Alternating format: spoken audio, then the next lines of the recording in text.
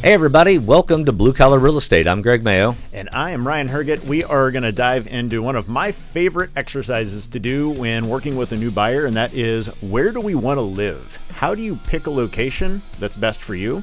And we're going to show some really cool tricks and insider secrets that you can use to really get those numbers, see over 10 years, 20 years, what's actually happening in the area that you're considered living in. And don't worry, folks, it's not going to be all spreadsheets and data today. I won't let that happen. But we do have a lot to dig into. But before we do, go ahead and hit that subscribe button, rate and review, leave us a comment. We'd love to hear from you. Today's episode is brought to you by Luis's Taco Truck and Mobile Gynecology Office, where you can get fresh street food and your annual exam all in the same truck. Where do you come up with this stuff? It's a thing. Look for it in a parking lot near you. Oh, my word. Oh, my gosh. Anyway, what are we doing? I need a woo-saw moment right here to bring myself back. All right. So one of the things I absolutely love spending time doing when I'm sitting down with somebody that's looking at buying a house and they're like, well, what do you think about this area versus this area? Well, I can't obviously tell anybody, hey, you should live here, you should live there. But what we can do is really, as a real estate agent, we can shed some perspective. We can share some insight to them that maybe they can't get on their own. And that's simply just kind of pulling back the curtain on what we're doing with real estate, showing them what are the tools we have access to as real estate agents to really kind of figure out, okay, yes, I maybe want to live here because of the schools, but what's the income, what's the growth projection look like? What have properties done here from a value standpoint? And it really helps shed a different light on, hey, maybe I could make some money on this if I buy in the right area down the road, perhaps. Right, because with the right data, buying a house can be an investment. Absolutely. Buying a house can absolutely be an investment. And I'll never forget when I was in, I first got into real estate in the early 2000s, so right coming out of the 90s. And at that time, for the first 10 years I was in this business, nothing went up in value. Here in central Indiana, it was 3% a year if you're lucky, and if you stayed in your house 4 or 5 years, maybe you could sell it and get out even. That's just kind of what it was. And you bought homes for very different reasons. But now that's all changed. Since 2012, when we started coming out of the real estate, recession, whatever we wanted to call it, man, people started making money on homes. We just helped somebody sell their house. They built a brand new home in Greenwood, Indiana. That closed in July of 2018. They got a job transfer. We sold that house in August of 2019. So 12 months. They walked away after paying all the fees it takes to sell a house. They walked away with $14,000. That's fantastic. And that's just a real story of what's happening. And that's one example. And I'm going to show you some numbers today that, man, it's impressive. I was walking through this exercise with somebody else the other day in Whitestown, Indiana, and go look at the numbers for the last 10 years in Whitestown, Indiana. It will blow your mind. Well, and briefly, I think a lot of the reason for that, number one, Indianapolis is an awesome city. Yeah. I love it here. Wouldn't want to be anywhere else, unless Tom Silva's hiring, in which case I'll go to Boston, but still won't be a Patriots fan. But anyway, but a lot of companies are choosing to headquarter here in Indianapolis. Definitely. We have a great compact downtown with lots of stuff going on. And so we have a lot of corporate headquarters coming in. Salesforce is one of them. And a lot of these companies are now incentivizing their employees to move here. Yeah. So everybody is looking for homes, which is driving the value up, right? It's certainly one of the indicators. I think there's a lot of things that are impacting value, and that is a whole nother conversation for another time right now. But things that I think you have to consider are when you're looking at value, simply is the house going to be in the location that it's going to accommodate me and my family's needs or my needs from a professional standpoint. I think there's a lot you have to look in, not just long-term value, but I think it's something that if more people were aware of, they might use it as more of a consideration factor when deciding where do I want to ultimately land. Okay, so I'm a dude coming from out of town. Yep. I want to buy a house here. I get a hold of you. Yep. You're my guy. You're going to help me do this. What do we do? Cool. So I'm going to ask you some questions and just kind of get to know you a little bit, obviously. And then I'm going to figure out, okay, what are the areas that you're thinking? What have you heard? And Fountain Square is a big one. I'm going to use that as an example today. But Fountain Square is a great area. We've seen a lot of growth. There's a lot of cool activity going down there. Oh, yeah. And if I take somebody down there, there's always a wow factor involved because there's some cool stuff that I can take them, that I can show them. And so maybe that's an area that I'll start if somebody's looking for more of an urban type setting. And plus the numbers are just insane. and it always wows everybody to begin with. Right. So why not start with the good stuff, right? So that's what we're going to take a look at today. I'm actually going to show my screen here, and I'm going to kind of take you through an exercise of what you can actually look at, or you could ask. I'm not exercising today. You're not? That's not. Oh, that's a good idea. I'll watch you exercise. So I'm going to take through just an exercise we'll do, though. You don't even have to move. And I'll show you, okay, what was happening in Fountain Square, as an example in this case. What was happening 10 years ago there? What was the average home being purchased for? How long did that average home sit on the market? Things that you can use to make a decision. When the average home sits on the market for 120 days, that says something. There's a story in there. When the average home sits on the market for 3 days, that tells another story. Right. And it's helping people understand what is going on here. So that way, if we go out and start looking at homes and you find the right one for you, and now I tell you you have to write an offer for $10,000 over asking price, and you got to do it right now because otherwise you're not going to get a chance to buy it, you're going to look at me like I'm crazy, right or wrong. Right. So that's the last thing I want somebody to have to go through when they're buying a house. I want them to know what's the market doing. I want them to know what are the key indicators they need to pay attention to. So that way this process isn't stressful. It's enjoyable and possibly very rewarding as well. So does that answer your question? Yeah, absolutely. Okay. So, all right, we're doing Fountain Square. All right, so I'm going to switch to really showing people the real estate MLS. And if you're not, you're listening to this on iTunes or something, I want to encourage you to log into YouTube or go onto our Facebook page, Blue Collar Real Estate, and watch this visual demonstration, or just call me and I'll walk you through it as well. But it's such an impactful way to see what's going on. And really, when you enter the real estate market from any perspective, really know what, if I'm going to dive into the deep end, I want to know how deep it is before I go all the way down, right? So that's what I was trying to get out there. So what we've got pulled up here is the real estate MLS, and I'm going to kind of walk through it verbally as well, but I'm going to show people what's all the stuff they don't get to see. Now, hang on just a second.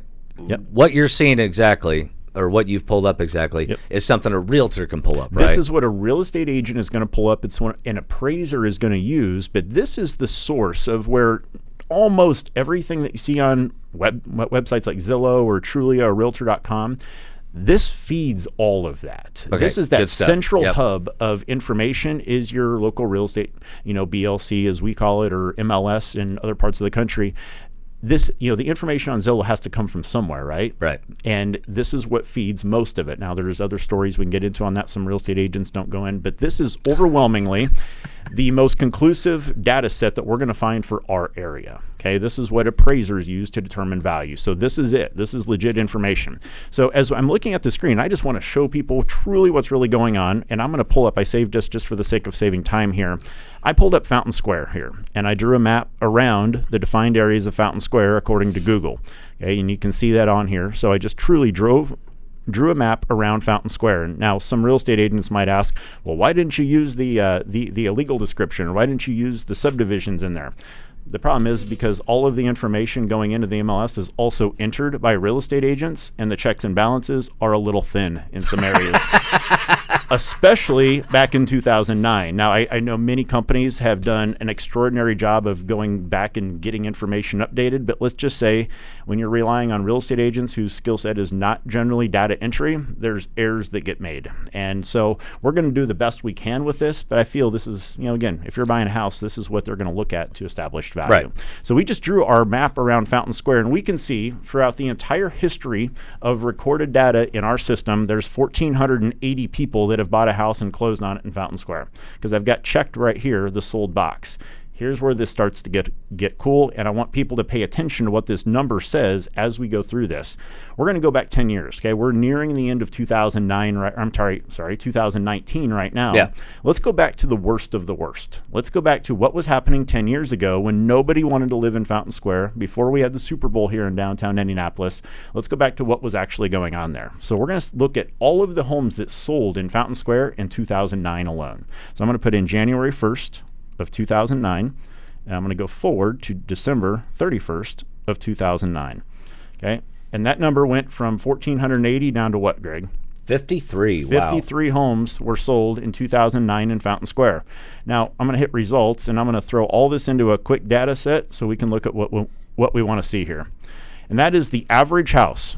Okay, not the good ones, not the bad ones, just the average house. Okay, your normal house that was 1,355 square foot for 3 bed and 1 bath was coming on the market for $42,394.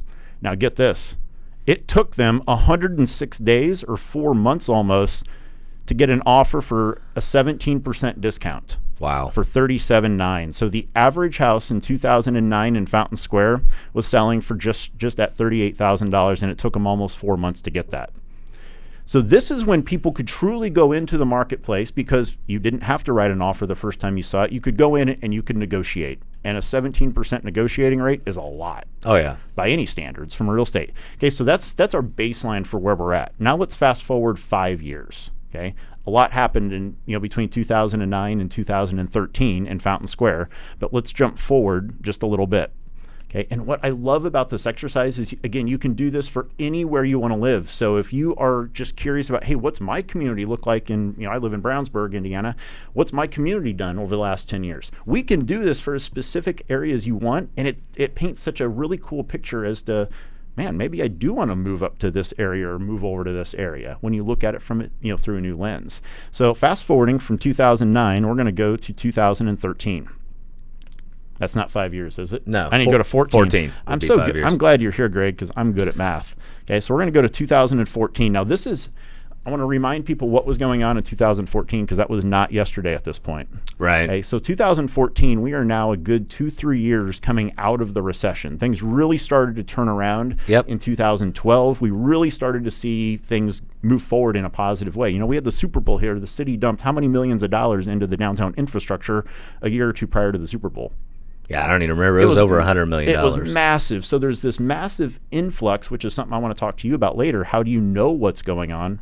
How do you know where the city's putting money, or where are new infrastructures and improvements coming? Those are all things that you can know in advance and make decisions on to possibly walk away from your house with more money.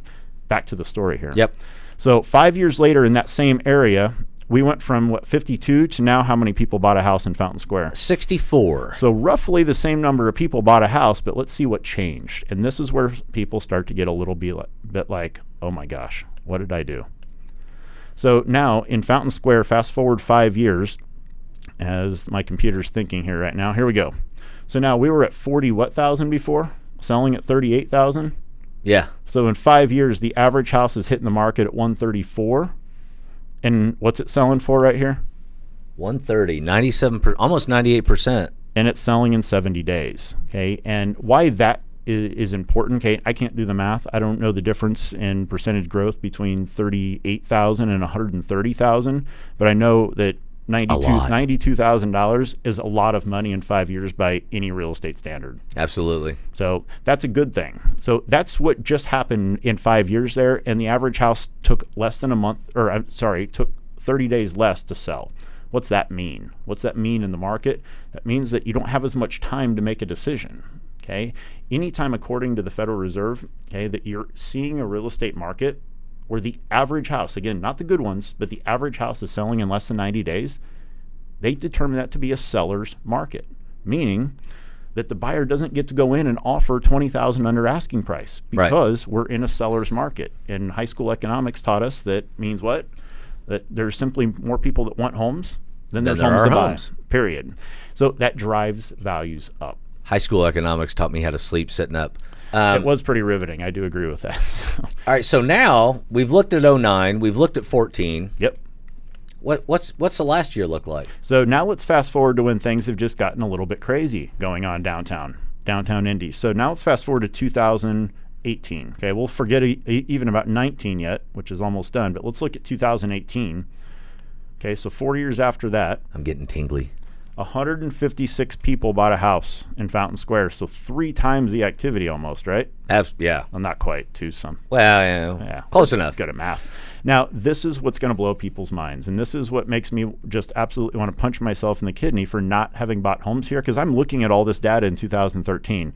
This dude in my office is like, Ryan, you got to look at this, and he started building some homes downtown, and I'm like, I don't really know anything about that. I'll stick out to the suburbs.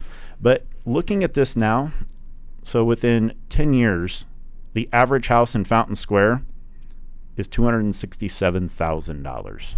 Not 30-something. Not 38. Same area. So that's not bad. Location didn't change, did it? No. No. Size same of the area. house is a little bit bigger. It was 1,300 some change. Now it's 1,700 some change. But simply put, that's $200,000 in growth, $230,000 in the average home's value increasing over a 10-year span. Wouldn't that be helpful to know the next time you want to buy a house in any area, what has been happening? Absolutely. Perhaps. So, anyway, go ahead, Greg. I'm looking at this, and you showed this to me before. As a real estate agent, before you showed this to me, I didn't know we could do all that. I mean, I really didn't. Now I do, and it's a great tool, and it doesn't matter what part of, like you said, it doesn't matter where you're looking. You can do that for anywhere. I can do that for my subdivision. Absolutely. And when you get hyper specific about, what you're looking at, it's what helps when you're trying to determine what should I sell my house for. Let's say maybe I'm thinking about selling my house in the spring next year, okay, where very few people want to sell their home, or less people want to sell their home, when it's cold outside, but when the spring hits, this is an exercise that you could have your real estate agent go through with you right now and take a look at what's going on in my subdivision to get a very specific understanding of, hey, if we're going to spend any money getting our house ready to sell, where should we spend it? A common mistake I see so many people make because they're not diving into these details is they'll over improve their homes right now. Yeah. If people spend $40,000 on a backyard and none of your neighbors have spent that $40,000, are you going to get that back? Probably not. Not even close. And I remember doing a kitchen on the Near East Side several years ago, almost 8 years ago now. Nice home, nice working class neighborhood. And what I mean is none of the houses from the outside look particularly upgraded or fancified. Yeah. But they were all well maintained. People cut their grass, they trimmed their hedges, they took care of their properties. She wanted granite countertops. Yeah. And when I asked her why, she said, well, it'll help with the value of the home.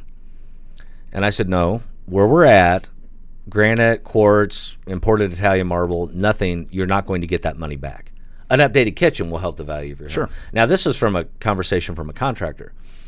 We went with really nice Formica countertops because that fit the neighborhood. So that's just an example of not over-improving. But those are things that I think people, they see HGTV shows that they just did this to a backyard. They show that they put granite in, and it's easy to throw everything into this tub and say, yep, this is how I should do it. But that's just not the case. You really have to understand, where am I spending this money if my goal is to get maximum return on it down the road. Now, so we've chosen Fountain Square. Yep. And we've looked at the data sets. Now, the other thing we need to factor is the surrounding areas. And I think that's huge, and I want to pick your brain on this. So let's talk about what are those factors that are impacting the surrounding areas? Where are community dollars being invested perhaps? Kind of bring us up to speed on maybe what a buyer would want to look at when it comes to, hey, what's going on around us? Well, as I start to dig into this, can you pull back up the map you had of Fountain Square that outlined?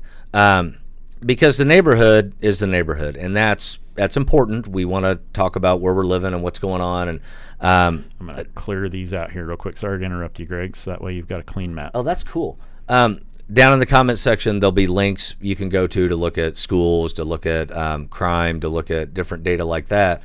So, or if you're on one of the iPad, good night, I can't even talk. That technology stuff, you got one of them going for you. If you're doing something where you ain't got no video, then down there in the description, you'll be able to click on stuff there too. But let's look at this. So we got Fountain Square here, and I'm interested in that, and you've provided all the data I need, but let's talk about the surrounding areas. In other words, what's going on around Fountain Square? Yep. And I see I've got a hard border there with the interstate, right? Yep. Typically, any municipality you're in, if there's an interstate, that's going to be a hard border. But if I'm in Fountain Square, what's going on in this neighborhood here? Which is Bates Hendricks. Yep. And we know there's growth there. What's going on?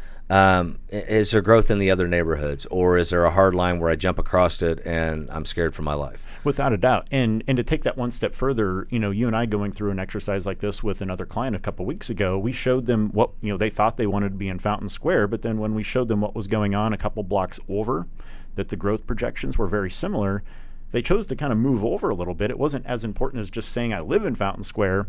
They wanted to be, have access to all of the amenities, which being a couple blocks down the road didn't change that. Right. So. And the thing is, and that brings up a great point, because the houses we were showing them are in what I would call a borderline area. And there's three different ways to look at an area in a municipality, in a city like Indianapolis. There's the areas that have already experienced the growth, where in Fountain Square today, you're going to buy a rehab opportunity for 80 to 120 grand. Yeah, that $30,000 house doesn't exist anymore there. But you get just outside of Fountain Square where some revitalization is going on, but it's not quite there yet. You can buy the same house for 25 or 30 grand. And then you can go a little further out and be a pioneer and buy the same house for 8 grand. Do you have the guts for that? I don't know. Everybody has a different risk tolerance there. Another factor, though, that I think is really important, especially if we're again talking about an urban area like this, is the walkability factor of, can I get where I want to go? Well, huge buzzword, right? People that are buying houses in cities now, they like walkability. And what that means is they can leave their house and walk to a restaurant, a bar, a market. They can go shop. They can get to public access or public transit quickly. So all those things are very important in a downtown area. Now, there are some areas that are being revitalized, like Fountain Square, Mass Ave area, that have incredible walkability. Everything you want is within a few blocks on foot. There are other areas where the houses are being redone, but the area hasn't caught on quite like Fountain Square has. And the main reason is because there's nowhere to go. You can't walk to anything but another house. And that we'll get into some other time about how Indianapolis was developed and how it grew at the turn of the last century. Not today, though. That's actually a really cool story. That's definitely a story for another time. But so walkability is also a big factor, and how safe do you feel walking, which goes back to the, what other data sets can we look at? Can we look at crime data? Can we look at what would you say are the top 3 things that somebody needs to consider as far as, yes, do I like this area is important, but, you mentioned schools, you mentioned crime statistics. Maybe what are the other 1 or 2 that you would say would lump it, in there with those that people really need to take into consideration when they're considering buying a home? Well, you factor in schools, you factor in crime, and you got to factor in, does the neighborhood fit your needs? Sure. And that's going to be different for everybody. And showing up with your agent and looking at a house for 12 minutes and then getting in your car and going somewhere else is not going to tell you anything. So I always send people houses, and I encourage them to do their research on the area before we get there. A lot of times people, look, buyers are savvy now, and they'll go ahead and pick up that gauntlet and go drive through the neighborhood. Don't just go through it at 3 o'clock in the afternoon. Go through it at 9 o'clock on a Saturday night. That's what I always like to encourage people to do is don't just look at it the time that we look at it. Come back. Let's take a look at it again this evening. Look at it when the times are the busiest, when people are generally coming home or leaving for work, and getting a feel for, is this where I would want to be, or raise my family, et cetera. I think there's so much that you want to take into consideration, beyond just, hey, I like this house in this area. Right.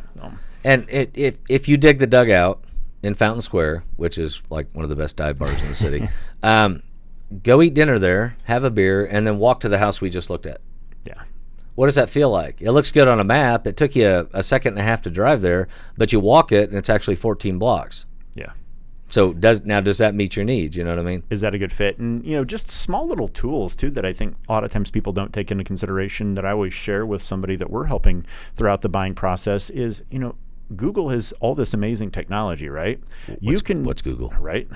So you can pull up Google Earth. You can look in the backyard. You can see, is this close to the interstate or not? If you don't want to be close to other stuff, then pull up Google Earth and see what's around you. Again, like you said, looking at the entire surrounding area.